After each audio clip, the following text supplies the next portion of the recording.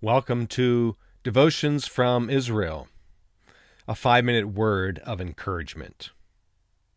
Today's devotion comes from Ecclesiastes, chapter 3.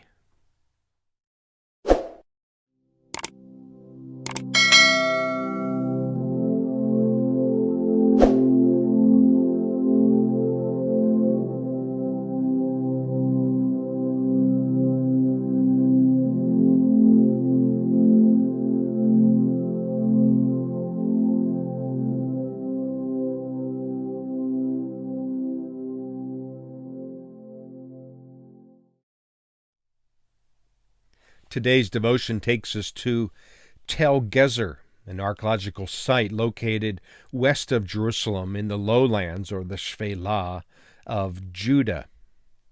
This site has been excavated over 100 years ago, and today's devotion, I want to use a bit of archaeology to sort of connect the dots between what has been found on an inscription from Tel Gezer and what we read in God's Word. As you see the picture behind me of this archaeological discovery or inscription, let me translate it for you. It's written in an earlier form of Hebrew.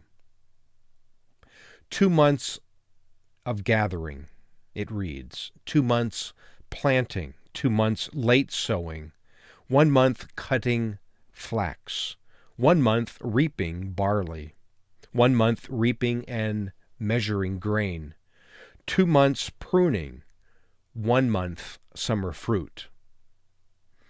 It apparently was written by the scribe named Abijah. It was signed by him. So what is this calendar? It's simply a reflection of the agricultural seasons of Israel in ancient times. It dates to the 10th century BC. About the same time that King Solomon, who incidentally would refortify Gezer as well as Megiddo and Hatzor, as recorded in 1 Kings chapter 9. But it would be at the same time that King Solomon would write these words as recorded in Ecclesiastes 3. There is a time for everything, and a season for every activity under the heavens.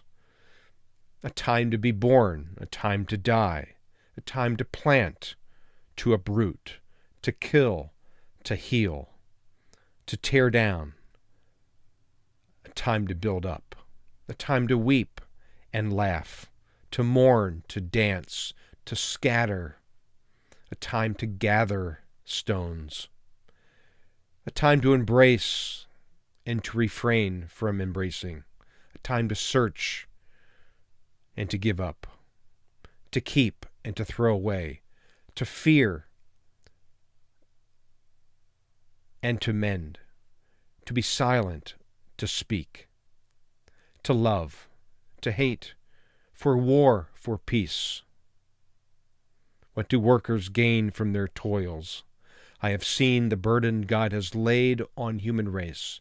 He has made everything beautiful in its time. He has also set eternity in the human heart, yet no one can fathom what God has done from beginning to end. Today's word of encouragement is that, like the agricultural seasons of ancient Israel, God has firmly within his control the seasons of life for us. There will be times to laugh, to rejoice. There will be times to mourn, to be sad. There are times for everything, and God has orchestrated each season for a purpose. I hope that we gain confidence in the God of the seasons of life as we entrust our circumstances to his care. May we also entrust every season of our life to his care as well. May God grant you his peace, especially in the tough seasons of life. But also may God grant growth in all seasons of life, growth in our faith in him as we place our trust in God. Until next time, shalom.